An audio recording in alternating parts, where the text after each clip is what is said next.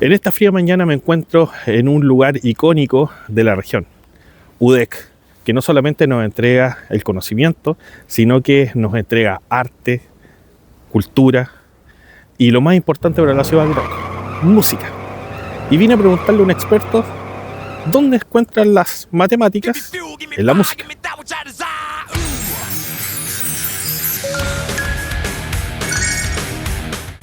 Felipe Hinojosa. Así es. Así es. Ingeniero en sonido. Ingeniero en sonido. Y magíster en educación. Magíster en educación. ¿Qué hacemos acá? ¿En qué estamos? Bueno, en aquí? realidad este es parte de lo que yo hago en mi vida profesional. Soy ingeniero en sonido, como te decía, y también me dedico a la educación. Acá en la radio de la universidad soy un ingeniero, parte del staff de profesionales de la radio. Y me ha permitido eso, ¿cierto? También llevar esta parte de mi vida profesional también al aula, ya a enseñar lo que he también aprendido con el tiempo. ¿Pero estás haciendo clases? Estoy haciendo clases acá mismo en la universidad, en la Facultad de Humanidades y Arte, específicamente en el Departamento de Música de la universidad, y hago lo que es la asignatura de tecnologías aplicadas a la música. Ya, para la carrera de pedagogía en música. Pedagogía en música. Ahí estaba eso, justamente. Todos los chiquillos que están aprendiendo, ¿cierto?, a ser profesores de música, les interesa mucho también trabajar, ¿cierto?, y saber sobre las tecnologías aplicadas a la música, porque es lo que se lleva, ¿cierto?, en estos días. Ya, quizás nos pasa, porque yo también hago clases, que cuando uno se desvía un poco de una carrera que sale un poco de la ingeniería, de los números, me imagino que te preguntarán, hoy yo quiero estudiar música porque no me gustan mucho las matemáticas. Bueno, ¿Qué le puedes decir con respecto a eso? Es lo primero, no es lo primero, es una de las primeras cosas que yo les pregunto a los chicos cuando yo los recibo, porque yo les hago clase a primer semestre, ya a los chicos que vienen entrando, digamos, a la carrera. Y es una pregunta que yo les hago a todos, me gusta, digamos, que se presenten y conocerlos y todo.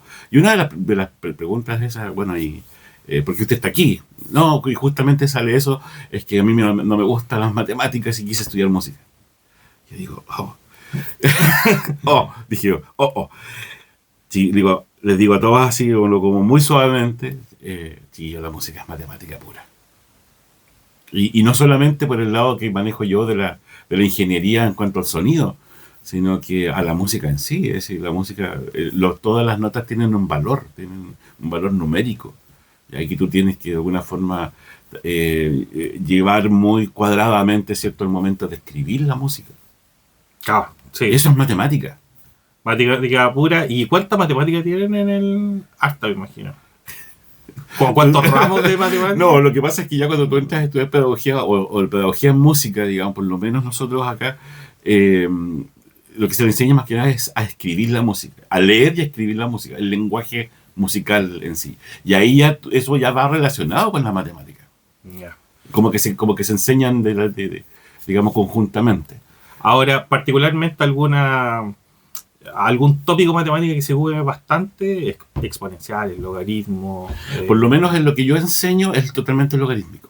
Es decir, el sonido de por sí es el sonido, y nosotros escuchamos porque nuestros oídos son logarítmicos, no son lineales. ¿Ya? Tú al momento de sumar una intensidad sonora, como te explicaba antes fuera de cámara, ¿cierto? 60 decibeles más 60 decibeles no son 120 decibeles. Esos son 63 apenas. Sube 3 decibeles apenas cuando tú aumentas al doble, ¿cierto?, una intensidad sonora. Ya. Es por eso que a lo mejor cuando tú quieres subirle el doble de volumen a tu televisión, tienes que subirle como harto para que se pueda escuchar más fuerte. Ya, pasa lo mismo quizás con que nosotros lo hemos visto en clase, lo de los temblores.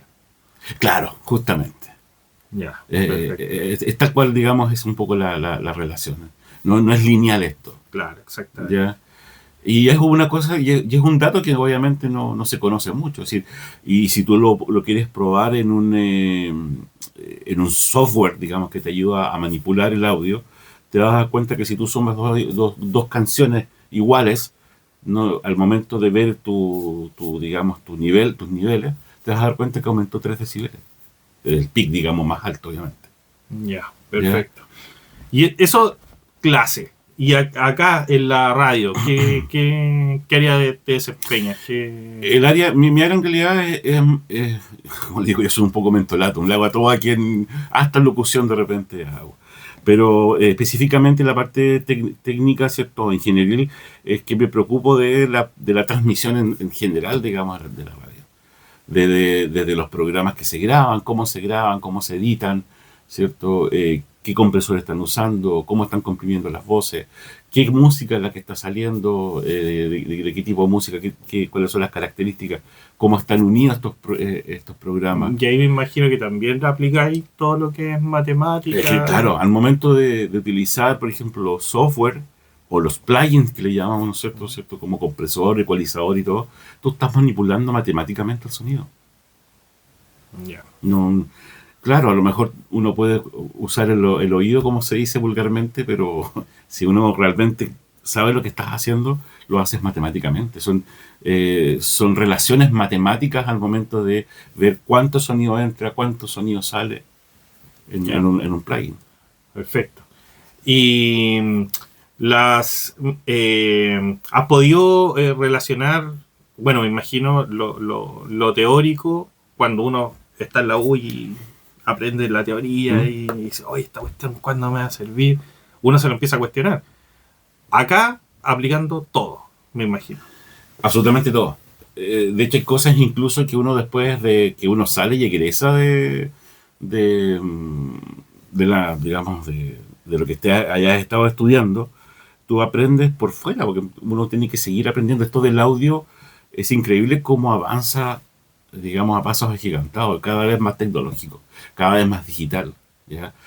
Yo siempre le he dicho así a mis alumnos y a la gente de repente que yo le he enseñado, que si pueden aprender en forma analógica primero, hay que hacerlo. Yeah. Porque tú, como dices tú, puedes agarrar un lápiz, ¿cierto? Y empezar a hacer las cosas, digamos, a mano. Prácticamente, se podría decir de esa forma. Y después te vas, digamos, a la parte ya más digital. Porque si tú no sabes cuál es la ruta en forma analógica, no vas a tener idea cómo lo haces a través de la parte digital. Ya, me imagino que el trabajar con tecnología hay que estar constantemente estudiando. Sí, y sobre todo si le estás enseñando. Claro. Ya. Sobre todo eso. Oye, y un poquito así como de historia. ¿Cómo llegaste acá a la radio? Esa es una bonita historia. Es una bonita historia porque corría el año, a fines del año de los 90, yo estaba estudiando otra carrera. Yo estaba estudiando química industrial. Ya, siempre me han gustado las ciencias básicas, digamos, química, física, siendo que a lo mejor en algún momento tampoco me gustaban las matemáticas. Pero al final igual llegué. A mí tampoco. ¿Viste? Qué increíble. Igual llegué ahí. Y por esas casualidades de la vida, yo conocí a un cantante del Coro Sinfónico de la Universidad de Concepción. Ya. En una fila, haciendo una fila para comprar las entradas para ir a ver el episodio 1 de la Guerra de las Galaxias. Bueno, ya. Allá, cuando el cine no tenía ni techo para poder guarecerse de la lluvia, pero me acuerdo que llovía mucho. Y era como a las 5 de la mañana llegamos a comprar la entrada. Y estaba esta persona, qué sé yo, y empezamos a conversar de la música. Y de hecho era profesor de música. Y él me decía, no, yo canto en el Coro Sinfónico de la U. Y a mí, una de las cosas que me había empezado a gustar con esto de conocer un poco más de la música sinfónica era haber cantado en un coro. Porque yo, ¿cómo se llama? Mi tonalidad, como soy bajo, era mucho más difícil poder cantar cualquier canción. Entonces dije, ya no, yo tengo que marcarme en lo que yo puedo hacer nomás, que son mis voces bajas. Uh-huh. Y me invitó a este coro, y audicioné, quedé, ¿cierto? Y empecé a cantar junto con la orquesta en el teatro. Muchas obras sinfónico-corales, Carmina Burana, la Novena Sinfonía de Beethoven, óperas como Carmen, Las Bodas de Fígaro, La Flauta Mágica, etc. Yo canté durante casi 8 años en el coro de la U, y fue una experiencia bastante interesante porque ahí empecé a conocer cómo sonaban cada uno de los instrumentos de la orquesta sinfónica. Ya, perfecto. Cosa primordial para alguien que se vaya a encargar de trabajar sonido. Ujú. ¿Ya? Entonces, bueno, no solamente de instrumentos de la orquesta, que son instrumentos totalmente análogos, sino que también, obviamente, de repente, qué sé yo, la parte de percusión, baterías, guitarras eléctricas, etcétera. Pero yo ya estaba en ese envuelto en ese mundo, digamos, del sonido. Y me empezó a llamar mucho más la atención y dije, bueno, yo creo que es importante que empiece ya a pensar en qué es lo que voy a hacer para hacer más adelante. Entre todos, en tanto, conocí al director acá de la radio de la universidad porque andábamos buscando una de las grabaciones de una de las óperas. Y yo quería esa grabación porque había salido muy bonita, qué sé yo. Y ahí conocí al director de esta radio. En ese tiempo, que era don Juan Eichleman, del Solar. Y, y yo me di cuenta que la radio todavía estaba trabajando con cassette, con vinilo, con cintas magnéticas. Entonces todavía no estaba, digamos, esto de la modernización, digamos, Digitalizar o todo. digitalización de la radio. Y yo fue en realidad así, pero como se dice, de metido, que empecé a conocer esto de los software de edición, ¿cierto? De grabación, donde tú podías manipular de alguna forma el sonido, pero como también comentábamos fuera de cámara, me gustaba cómo sonaba, pero no sabía lo que estaba haciendo. Ya. Entonces ahí cuando ya entré a trabajar de lleno acá en la radio, dije, no, pues yo ya tengo que especializarme y tengo que estudiar.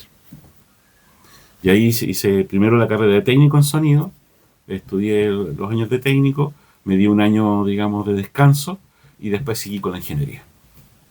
Bueno.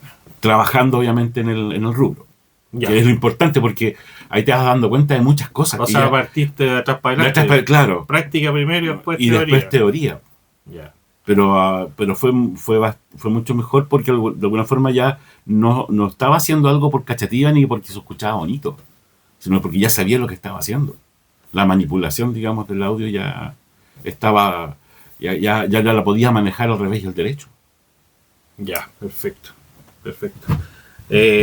¿Y cómo sientes hoy día que está la música así como en Chile? En Chile, o en el mundo en realidad, si, O en el si mundo. no estamos tan alejados. Sí. Ya, está bien que Está Chile globalizado. claro, en realidad, que sí, está más globalizado. Sí. Pero sabes que a mí hay una cosa, digamos, que me ha llamado mucho la atención en estos últimos tiempos, cómo la digitalización de la música, siento que de alguna forma ha hecho retroceder de cierta medida, digamos, lo que nosotros veníamos, digo nosotros porque yo me enmarco, digamos, en una generación de sonidistas que son un poquito más conservadores, ¿ya? Eh, lo que se venía, por ejemplo, haciendo con discos emblemáticos, como por ejemplo Dark Side of the Moon de Pink Floyd, o de, por ejemplo, lo que hizo Metallica en su momento, bandas, digamos, muy, muy conocidas y bandas que tenían una particularidad en su forma de grabar, en su forma de producir la música y en forma de sacar cierto el producto. Ahora ya no, esas modalidades ya no existen, porque se está haciendo más comercial. ¿Me entiendes? Es decir, la música comercial tiene ciertas características que ya en realidad perdieron dinámica. Lo primordial es la dinámica de la música. Ya no tienen dinámica. Ya, y la digitalización de hoy día, en el sentido de que hay cantantes o artistas que no cantan nada, No, por supuesto. y te hacen cantar bien, Claro. pero eso, ¿qué opináis de eso? En No, el sentido de que yo, tú decís, oye, el ingeniero ahí es crack, o no es tan así. más que sea un crack, sabe ocupar bien lo que tiene. Sabe ocupar las herramientas que tiene como para hacer sonar bien al cantante. Y eso obviamente se viene haciendo desde los años 90 con la incorporación, ¿cierto?, del autotune, que en realidad fue un invento que era para otra cosa y el tipo que lo inventó dijo, oye, esto puede servir para la voz, porque era para encontrar anomalías acústicas, ¿cierto?, para encontrar yacimientos de petróleo. Buena. Ya no tenía idea. Esa era No la tenía finalidad idea. del autotune, ¿ya? Porque la frecuencia, ¿cierto?, emitía ciertos sonidos hacia la Tierra y después esto se devolvía, ¿cierto?, ya una reflexión y después dijo, no, pero que la voz también se maneja de la misma forma, yo lo puedo manipular. Ya Buenísimo. apareció el autotune. Crack, buenísimo. Claro. Ya. Entonces, bueno, claro, se utiliza la tecnología. Yo echo mucho de menos, por ejemplo, y le digo a mis alumnos de repente si tienen la posibilidad, chiquillos, escuchen, no sé, pues escuchen un disco de Julio Iglesias, escuchen un disco de cantantes de esa época, de, de estos tipos que no usaban autotune po, y cantaban porque cantaban bien. Me acuerdo que un año vino a Viña, creo que fue el 2000, hicieron como un recuento de artistas antiguos, clásicos. Mm, Y ahí vio Pipo Bryson, creo que ¿ya? vino, ¿Sí? con una canción Julie, que eran unos tipos que todos quedaron así como maravillados con unos tipos que cantaban solos, digamos, no con la ayuda Mm, que hay ahora. sí. Y fue como impacto en Chile. De hecho, es que viene muy poca gente ahora que Que canta. canta, Que canta. que canta, sí. De hecho, lamentablemente, eso se nota mucho en, como dices tú, los conciertos en vivo. Eh, porque ahí tú ves realmente la calidad vocal del cantante, del artista, de lo que sea.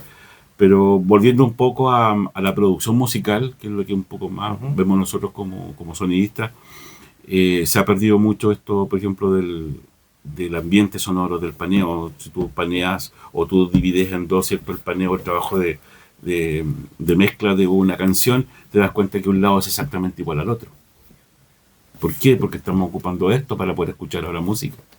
Ah, No elementos estéreos, entonces son monofónicos. Entonces, al final el mercado te pide eso. Si tú ves las canciones de casi todos los artistas actuales, sus mezclas trabajan en forma igual. mm, sí, No hay, ya no en hay una realidad. dinámica, digamos, ¿qué es lo único que queda con dinámica? La música clásica.